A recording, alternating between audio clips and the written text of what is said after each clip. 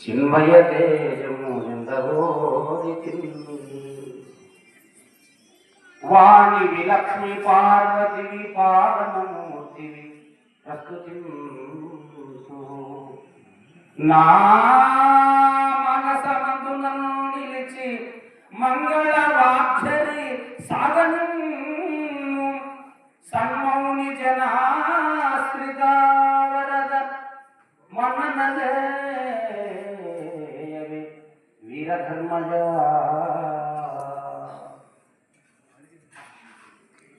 శ్రీకాంతో మాతులో యస్య జననీ సర్వమంగళ జనకా శంకరో దేవో తం వందే కుంజరాననం.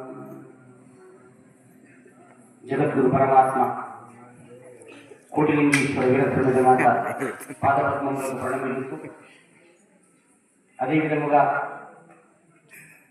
అమ్మవారి యొక్క అన్నానుసారంగా ఈ బృహత్ కార్యక్రమాన్ని భుజస్కంధములపైన వేసుకొని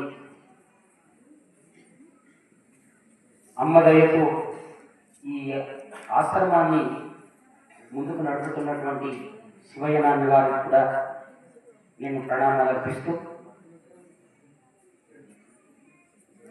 అమ్మ యొక్క సేవలను అందుకొని మీరందరూ కూడా పునీతులైనటువంటి అమ్మలు, అయ్యలు, అక్కలు, పెద్దలు, చిన్నలకు అందరూ కూడా శరణార్థి తెలియజేస్తూ, భక్తులారా, ఈ రోజున నిరాకార అవతారోత్సవ పండుగ. అవతారోత్సవము అన్నటువంటి మాట నాన్నగారు ఏర్పాటు చేయడం ఎందుకు జరిగింది అంటే, అమ్మవారు సాకారములో నుండి లింగంలో నిర్వికల్ప సమాధిలోకి వెళ్ళిన తర్వాత అమ్మగారు వెళ్ళేటప్పుడు చెప్పడం జరిగింది. ఏమని అంటే, నాన్న, నేను వచ్చినటువంటి సంకల్పం ఏదైతే ఉన్నదో అహింస పరమో ధర్మ అనే ధర్మాన్ని మీరు ఎంతవరకు ప్రయత్నం చేసినారో అది కొంతవరకు మాత్రమే అది సాధింపబడింది. సంపూర్ణంగా సాధించాలని అనుకుంటే నేను ఈ శరీరంతో, అంటే పరమాత్ముడు వచ్చినటువంటి ఈ శరీరం ఏదైతే ఉన్నదో ఇది దేనికైనా క్షణికమేది, ఇది అశాశ్వతమైనటువంటిదే. నేను ఎప్పుడు భూమ్యాకాశాలు నిండి ఉంటా, నిరాకార స్వరూపంలో ఉండి పంచభూతాలలో నేను ఏకమై అహింసా ధర్మాన్ని నేను కాపాడుతానని చెప్పడానికి వెళ్ళినటువంటి అవతారోత్సవమే నిరాకార అవతారోత్సవం. ఈ నామకరణం అది జరిగింది. అవతారోత్సవం అంటే ఏమనుకుంటున్నారు చాలా మంది అంటే, అవతరించుట అంటే ఏమది అర్థం అంటే దివి నుండి భూమికి రావడము అని అంటారు. దివి నుండి భూమికి రావడము అంటే అది సాకారం అని కాదు, నిరాకార తత్వంలో అమ్మవారు నిండి ఉన్నారు. కాబట్టి ఇప్పుడు మీరు ఎక్కడ పడితే అక్కడ మధ్య మాంసములను వదిలిపెట్టి తమన ధర్ములను గురువుకు అర్పితం చేసి, ఏ మానవుడైతే ఓం శ్రీ వీరధర్మజ పరబ్రహ్మణే నమః అని మనసును లగ్నము చేసి, నీవు ఇంటి దగ్గర ఉన్నా, నీవు చెరు దగ్గర ఉన్నా, నీవు ఎక్కడ ఏ అడవి మధ్యలో ఉన్నా, నీవు చెట్టు నీడలో ఉన్నా, ఎక్కడ ఉన్నా కూడా ఒక్కసారి మనసుతో స్మరించినంత మాత్రమే దర్శనం ఇవ్వగలిగినటువంటి దేవత కోటిలింగేశ్వర వీరధర్మజ మాత. అది నిరాకారమైనటువంటి స్వరూపాన్ని ఉన్నటువంటి మహిమ. అందుగురించే వీరగురుండవీయని వీరగురుడు అని కాలజ్ఞానంలో కూడా చెప్పడం జరిగింది. వీరగురుండవీయని వేదము వల్కెను సాంద్ర సింధులో, వీరగురుండవీయని వేదము వల్కెను సాంద్ర సింధులో అని చెప్పడం జరిగింది. అంటే వీరగురుడు అనేటువంటి మాట అందులో ఉన్నది కాబట్టి వీరత్వంతో ధర్మాన్ని కాపాడడానికి వచ్చినటువంటి అవతారం. ఏ కోరికలేమి లేక మేము కొలిచిన వారికి, ఏ కోరికలేమి లేక మేము కొలిచిన వారికి ముక్తినిచ్చే సాకార విరామయ మేము సన్నుతి చేసి వీరధర్మయ అని అద్భుతమైనటువంటి పద్యాన్ని నా దగ్గర అమ్మవారు గ్రహించడం జరిగింది.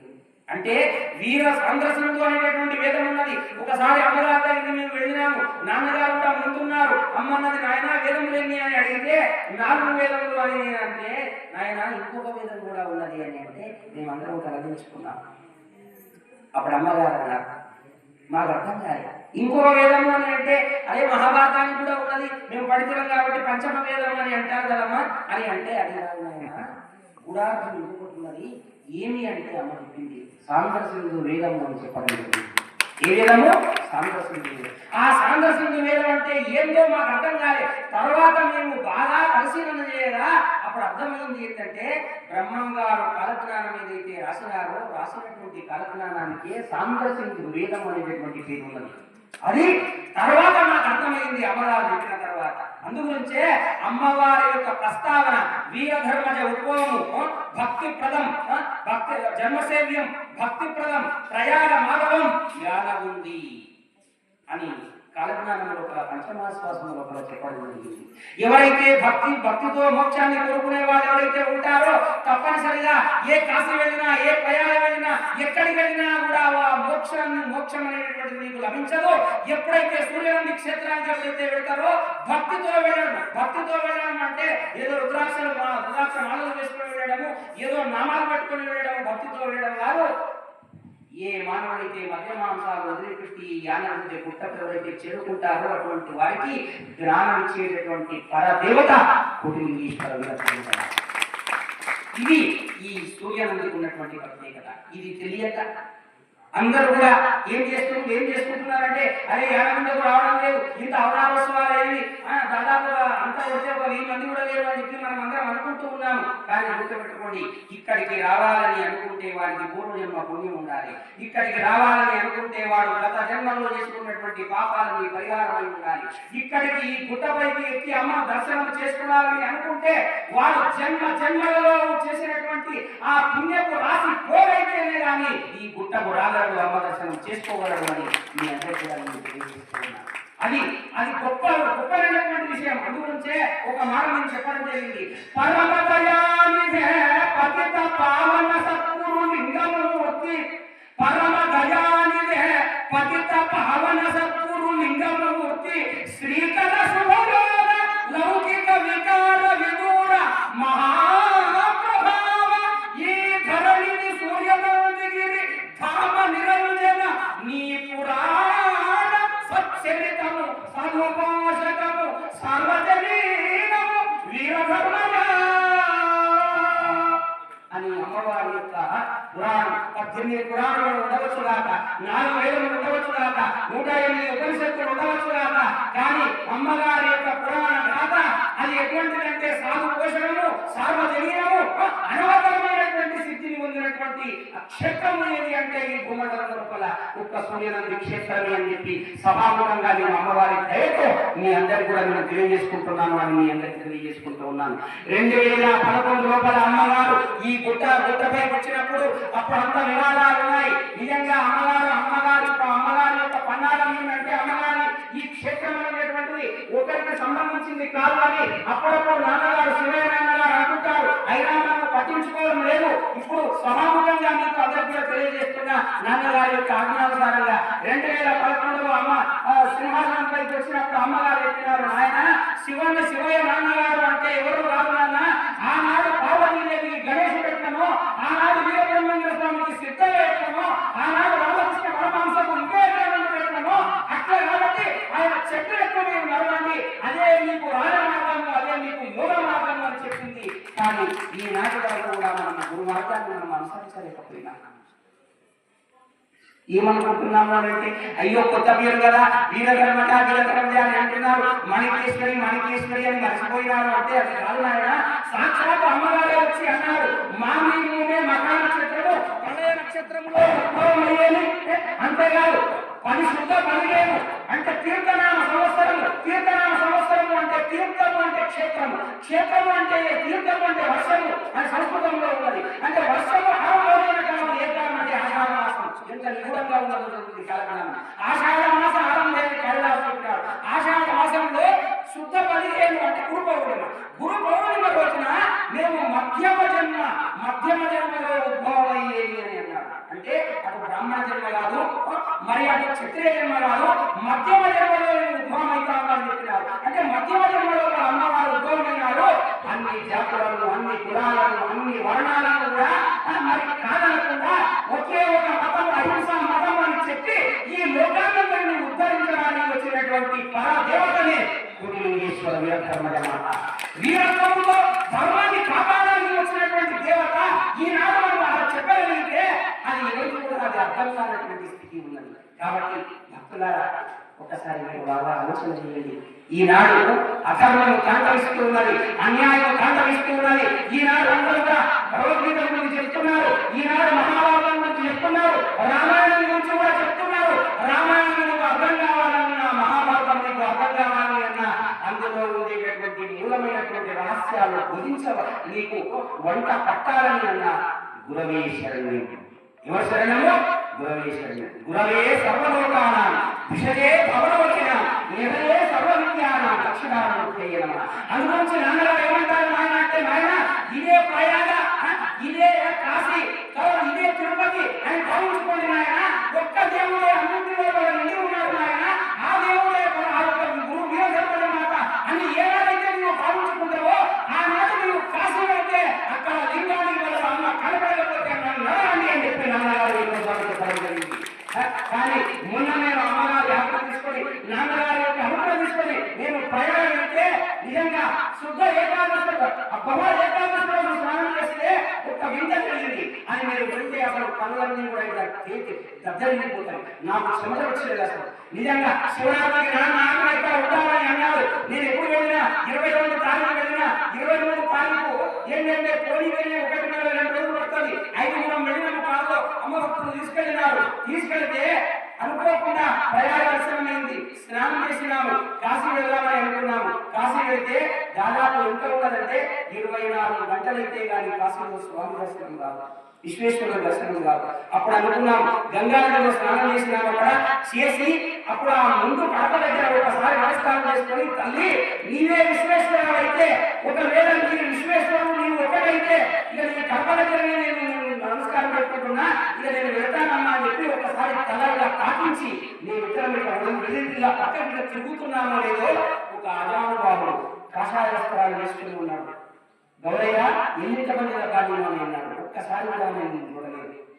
స్వచ్ఛంగా చెప్తున్నా, నిజంగా ఇది ఒక్క రోజు కూడా నేను అనుకోలేదు. ఎన్నింతమంది రకాల అమౌంతమంది నిన్న ఉపన్యాసం కేಳಿ ఈయన దర్శన దర్శన ఈ ఇష్టపడి తిరిగి అంటే 5 మంది నీ ఒక్కరికైతే ఇప్పిస్తాను అన్నాడు.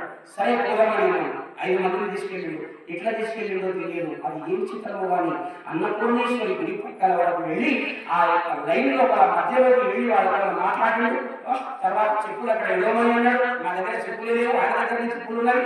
అజాను బాబు బ్రహ్మాండమైనటువంటి జటాలు ఉన్నది. అసలు విచిత్రం అనిపిస్తున్నది. అక్కడి వరకు వెళ్ళి అన్నపూర్ణేశ్వరి దగ్గర మమ్మల్ని విడిచి మళ్ళా పక్కన చూస్తే లేని లేదు.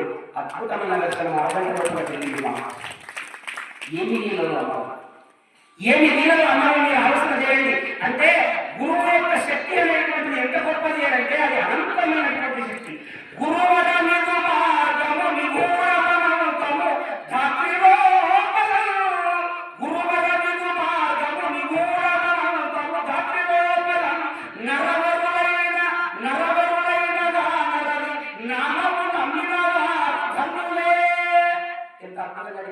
పరమాత్మ, ఓ గురుదేవా నీ యొక్క మాటలైనటువంటిది అపరాశ్యమైనవయా, మహాప్రభువులు రారాజులైనటువంటి నరవరుడైనగా నరిది నామము నమ్మినవా ధన్యులే. అరిగరులైన శ్రీ గురువుని మహాత్మము, అరిగరులైన శ్రీ గురువుని మహాత్యముగా నరు వింతగానే నా తరమకు నొక్కు, నా తరమకు నొక్కు నిలువబడ, నా తరమకు నొక్కు నిలువబడ శ్రీ గురు వీరధర్మజ అని చివరి 118వ పద్యాన్ని అమ్మవారికి నేను నివేదించుకున్నాను. అమ్మగారు 108 పద్యాలు చదివితే నాన్నగారు అంటున్నారంటే నాయన 108 కాదు 118 చేయి నాయన. అమ్మ నిర్వికల్ప సమాజంలో శాఖ నిరాకార అవతారోత్సవాలు జరుగుతున్నవి కదా, మరి అమ్మవారి యొక్క పోయిన తర్వాత అందరూ అమ్మగారు వెళ్ళినారు కదా అని అందరూ కూడా నిరుత్సాహపడుతూ ఉంటే ఇంకా 6 పద్యాలు ఎక్కువ చేయమని అంటే 118 పద్యాలు రాయడం జరిగింది. మరి ఇది ఏమి లీలలో అసలు అర్థమైనటువంటి లీలలో అమ్మవారి యొక్క లీలలు. నిజంగా ఇప్పుడు సాక్షాత్తు నాన్నగారిని కూడా మీరు ఆలోచన చేయండి. ఈనాడు ఏ ట్రస్ట్ సభ్యులు కానీ, ఏ విధమైనటువంటి భక్తులు కానీ, కొత్త భక్తులు మొన్న మహాశివరాత్రి రోజు ఎట్లా వచ్చినారు అంటే లక్షలాది మంది భక్తులు వచ్చినారు. ఒక్కసారి 12 గంటలు ఎవరు లేరు, 10 గంటల కూడా ఏ భక్తులు లేరు కానీ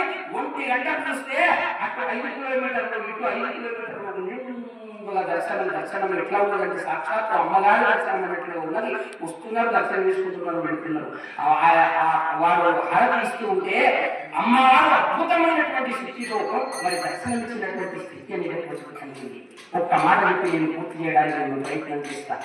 ఏమిటి అంటే ఒకసారి ఏం జరిగింది అంటే అమ్మవారి దగ్గరికి ఒక అచల పరిపూర్ణంతో కూడుకున్నటువంటి భక్తుడు వచ్చినాడు. ఆ భక్తుడు అమ్మవారిని నమ్మనటువంటి వాడు, సామాన్యమైనటువంటి కుటుంబంలో జన్మించినటువంటి వాడు. అయితే ఆయన వచ్చి అడిగినాయట, అమ్మ నా బిడ్డ ఉన్నది, ఎంత పెళ్లి చేసినా ఎంతమంది వచ్చినా కూడా పెళ్లి కాలేదమ్మా, ఎవరినైనా నేను చేసుకొని అంటున్నది, మరి నేను ఒకసారి కలుపుకొని వస్తానమ్మా అంటే సరే మంచిది ఆయన తీసుకొని రావాలి. ఆ అమ్మాయిని తీసుకుని వచ్చినారు. స్వామి నాన్నగారు కూడా పక్కనే ఉన్నారు. ఆ అమ్మగారు చూస్తున్నారు. చూసి అమ్మ నవ్వుకుంటూ ఏమన్నదంట, అదే మీరు ఏ కులంలోకి సంబంధించిన వాళ్ళు అంటే మీరు ఒడ్డోళ్ళమమ్మా, రాళ్ళు ఒడ్డోళ్ళమమ్మా. అయితే రాళ్ళు ఒడ్డోళ్ళు అంటే ఎంతో మంది ఉంటారు. ఈయనే మా పక్కనే గుట్ట ఉన్న ఒక గుట్ట, ఆ గుట్టకాడ కోటిలింగ స్థాపన జరుగుతున్నది. ఏది ఆ యొక్క రాళ్ళు ఒడ్డాన్ని మంచిగా మనుస్తాడు ఆయన పిల్లగాడు, మంచి 20 ఏళ్ళ పిల్లగాడు ఉన్నాడు. ఆ పిల్లలు చేసుకోరాదా, పిల్లగాడు నల్లగున్నాడు కానీ మంచి ఒకటి అందరున్నాడు అని అన్నారట. అంటే ఆ పిల్లలు అడగట, నేను చాలా అందమైనటువంటి వాడిని చేసుకుంటా, అందమైన వాడిని కాదు బలమైన వాడిని చేసుకుంటా, అంతకంటే గొప్పవాడిని చేసుకుంటా అని అన్నారట. సరే ఇష్టం పోమ్మా అన్నారట. అయితే అన్నది పోయిన తర్వాత ఏం జరిగిందో తెలుసునా, అప్పుడు ఆ అమ్మవారిని ప్రార్థన చేసుకుంటూ పోతే ఆ రోజు పౌర్ణమి చందమామ కనపడినాయట. చందమామ కనపడితే అప్పుడు చంద్రుడిని అడిగిందట, ఏమనంటే ఓ చందమామ నీవు షోడశ కళలతో నీవు విరాజిస్తున్నావు, నీయంతా ప్రపంచంలో ఎవరు లేవు, నీవు అందరూ మామా అని అంటారు, నీవు నాకు కూడా మామ కావాలి కదా, నేను అందమైన దాన్నే కదా, చేసుకోవాలి అన్నాడు. ఎవరిని చందమామని అడిగితే అప్పుడు చందమామ అన్నాడట, ఎవరికి ఆ పండగ చందమామ, నన్ను ఎందుకు అట్లా అంటున్నావు, నీవు నాలో ఉన్న చల్లదనాన్ని అందాన్ని చూస్తున్నావు కానీ నాకు 9 మంది భార్యలు ఉన్నారు. ఎంతమంది భార్యలు ఉన్నారు? 9 మంది భార్యలు ఉన్నారు. వాళ్ళనే నేను సరిగా చూసుకోవడం లేదు. నాలో కూడా ఒక మచ్చ ఉన్నది, ఆ మచ్చ నీకు తెలవడం లేదు. వద్దు, నేను బలవంతుని ఏం కాదు, నేను ఎవరి వల్ల నేను ఈ వెలుగునంతా ఇస్తున్నా అంటే నేను సూర్యుడి వలన ఇస్తున్నా, నాకంటే బలమైనటువంటి వాడు సూర్యుడి దగ్గరకు అతను నేను చేసుకుంటాడు అని. ఈమె ఏం చేసిందంటే ఉదయం సూర్యకిరణాలు వచ్చినాయి. ఆ సూర్యుడిని వెళ్ళి సూర్యదేవా నన్ను పెళ్లి చేసుకోవాలి అంటే అప్పుడు సూర్యదేవుడు అన్నట, నా యొక్క విపరీతమైనటువంటి కాంతికి నా బాల్య ఛాయాలే నన్ను విడిచిపెట్టి, తన నీడ విడిచిపెట్టి ఆమె వెళ్ళిపోయింది. నా అగ్నిజ్వాలకు నేనేం చెప్పుకుంటావు, వద్దులే, నేను కూడా బలమైన వాడిని నీవు అనుకుంటున్నావేమో కానీ నేను బలమైనటువంటి వాడిని నేనేం కాదు. ఎవరు బలవాలంటే ఒక చిన్న మూలం వస్తే ఏమైపోతానంటే నేను కనపడకుండా అయిపోతా. నాకంటే బలమైనది ఏంటంటే మూలము, ఆ మేఘం ఉన్నదే, ఆ మేఘము బలమైనటువంటిది, దాన్ని పెళ్లి చేసుకోవాలి. అప్పుడే మేఘం అలా అవుతున్నది. ఓ మేఘమా ఇదిగో కాళిదాసు అంటే ఓ మేఘమా నన్ను పెళ్లి చేసుకోవాలి అమ్మాయి అంటే అప్పుడు ఆ మేఘం అన్నదట, ఎందుకు నన్ను పెళ్లి చేసుకోవాలని నువ్వు అనుకుంటూ ఉన్నావు, అసలు నిజంగా చెప్పాలంటే నేను మేఘాన్నే కానీ నేను మేఘమైనటువంటి ఆ వర్ణదేవుడు అనుగ్రహిస్తేనే నేను వర్షము నేను ఏర్పాటు చేస్తా, నాకంటే గొప్పవాడు వర్ణదేవుడు, ఆ వర్ణదేవుడిని పెళ్లి చేసుకుంటే మంచిది కదా అంటే అప్పుడు ఆ వర్ణదేవుడిని ప్రార్థన చేసే వర్ణదేవుడు అన్నట, ఇచ్చిదానా నేనేమి గొప్పవాణి అని అనుకుంటున్నావు కదా, నేను గొప్ప వర్షం నేను ముప్పిస్తా కానీ ఒక పేద కొండ ఉన్నది, ఆ కొండ పైన నేను ఎంత వర్షం కురిపించినా కూడా అక్కడ కొండ కింద ఉన్నటువంటి వాడు ఒక్క చెంచు కూడా వాడు, అది పెద్ద బొందు ఉన్నది, మరి నేను లోకమంతా వర్షం కురిపించిన కానీ ఆ బొందు మీద వర్షం కురిస్తే మాత్రం కింద ఉన్నవాడు పడవలేదు, నాకంటే గొప్ప ఎవరు అంటే ఆ బొందు అని అన్నాడు. ఏమన్నట, ఆ పెద్ద బొందు అని అన్నాడు. అయితే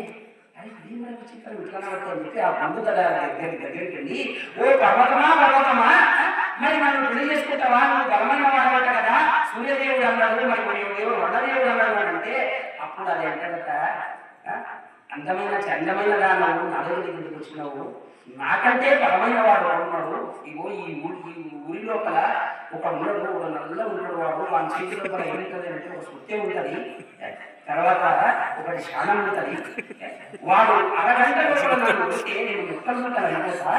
నిజం చెప్పాలంటే ఈ ముందు కంటే ఎవరు గొప్ప అంటే ఇగో వాడు వడ్డోడే గొప్ప, వాడిని పెళ్లి చేసుకోవాలి. లాస్ట్ వస్తే ఏం జరిగింది అంటే అమ్మ ఎవరైతే చెప్పిందో వాడిని మళ్ళీ వచ్చి పెళ్లి చేసుకున్న కదా ఖాళీ కట్టిందట. అంటే ఈ కథ నేను అమ్మ ఎందుకు చూపిస్తున్నది అంటే, అమ్మను మీరు విడిచిపెట్టి, నాన్నగారి యొక్క ఆజ్ఞను మీరు విడిచిపెట్టి ఏ దేవతల దగ్గరికి వెళ్ళినా, ఎక్కడికి వెళ్ళినా కూడా మళ్ళీ అమ్మగారు చెప్పినటువంటిది ఆ శక్తి ఏదైతే ఉన్నదో అమ్మవారే మనకు శరణు, అమ్మవారే మనకు దిక్కు, ఇంకెవ్వరు కూడా మనకు దిక్కు కాదు. ఒక్క గురువుల మీద వచ్చినటువంటి మాట ఏదైతే ఉన్నదో అది ఇక్కడికి జరిగిపోతుంది. మీరు బాగా చూసుకోండి. చిట్ట చివరకు ఏం గతి పట్టింది అని అంటే మళ్ళీ ఆ ఒకేవాళ్ళే పెళ్లి చేసుకొని ఆనందంగా జీవితం గడిపిందట. అలాగా మీరు ఎక్కడికి వెళ్ళినా, ఏ ప్రాంతానికి వెళ్ళినా అమ్మకు మించినటువంటి శక్తి ఈ ప్రపంచం లోపల ఎక్కడ లేదు. అందుగురించే వచ్చినాడు నాన్నగారు అంటే ఇన్ని సంవత్సరాల వరకు కూడా ఎక్కడ వెళ్ళలే, ఎక్కడికి వెళ్ళలేదు, ఏ క్షేత్రానికి వెళ్ళలే, ఎక్కడికి వెళ్ళినా కూడా ఇక్కడనే పడగా ఇక్కడనే అన్ని అని అనుకొని సర్వాన్ని ఇక్కడ చూసుకొని ఆ కృష్ణుని కూడా అమ్మ మీరు చెప్పారు కదా శరణార్థి అని అనగలిగి ఉండాలి, శరణై ఉండాలి అందరికీ కూడా. అట్లా ఉండగలిగినటువంటి స్థితి ఎప్పుడైతే ఉంటుందో అప్పుడు గురుదేవుడు ఏం చేస్తారు, 33 కోట్ల దేవతలను దర్శనం ఇప్పించేటటువంటి శక్తి ఎక్కడ ఉన్నదంటే మన దేవతలో ఉన్నది, మన గురువు లోపల ఉన్నది అని మీ అందరూ కూడా నేను తెలియజేస్తూ ఈ సదవకాశాన్ని ఇచ్చినటువంటి ఆ సద్గురుదేవుడైనటువంటి శివయ్య నాన్నగారికి నేను ఆత్మీయ ప్రణామాలను నేను అర్పిస్తూ, భక్తులారా మీ అందరిలో కూడా ఆత్మతత్వం, అమ్మవారి యొక్క అహింసాతత్వము నిండికృతమై ఉన్నది. నీ లోపల నీ పరమాత్మ ఉన్నది. అది తెలుసుకోలేక మనం ఏం చేస్తున్నామంటే ఎక్కడెక్కడో మనం సంచారం చేస్తూ ఉన్నాం. ఇది వదిలిపెట్టండి. ఉన్న సద్గురుదేవుడిని వదిలిపెట్టకుండా వారి అర్థానుసారంగా మీరు మాట్లాడి ప్రతి పౌర్ణమి కూడా ఇక్కడ జ్ఞానోపదేశం చేస్తున్నారు నాన్నగారు. ప్రతి పౌర్ణానికి ఎంతో మంది వస్తున్నారు. చూడండి, సాధారణమైనటువంటి మామూలు పేద భక్తులు కాదు. వీళ్ళు ఎటువంటి భక్తులు వస్తున్నా ఆనాడు మార్కండేయుడు ఎట్లనో, ఆనాడు ప్రహ్లాదుడు ఎట్లనో, ఆనాడు ఆ యొక్క భక్త ధ్రువుడు ఎట్లనో అటువంటి వాళ్ళు కూటికి లేకపోయినా, గుడ్డకు లేకపోయినా, మధ్య మాంసములను వదిలిపెట్టి సిద్ధార్థం నుండి వాళ్ళు పాదయాత్ర చేసి ఇక్కడికి వచ్చినారు అంటే సాక్షాత్తు అమ్మ యొక్క శక్తి ఎంత గొప్పదో మీరు ఆలోచన చేయండి. కాబట్టి అమ్మ యొక్క శక్తి అటువంటి వాళ్ళని ప్రసరిస్తుంది. గుర్తుపెట్టుకోండి. మూఢుని జ్ఞానిగా మార్చే ముచ్చటైన పాదము, మూఢుని జ్ఞానిగా మార్చే ముచ్చటైన పాదము, లోభిని త్యాగిని చేసే లోక మాట పాదము, తానే వెలసిన దివ్యమైన పాదము, దివ్యమైన పాదము, అమ్మా నీ పాదము ఆనంద నిలయము, అమ్మా అమ్మా అమ్మా. లోకమంతటా కూడా నిండున్నదయా, లోకాన్ని అంటకుండా ఉన్నదయా, ఆ సంగతి నీకు అర్థం కావడం లేదు. లోకములంతటా నిండున్నది, లోకములంతటా తానున్నది, లోకములంతటా నిండున్నది, వీరధర్మజై నిలుచున్నది, వీరధర్మజై నిలుచున్నది, విశ్వమంతయు తానైనది, పరవయలే తానై ఉన్నది, పరిచిచి చూచితే పరమన్నది, పరవయలే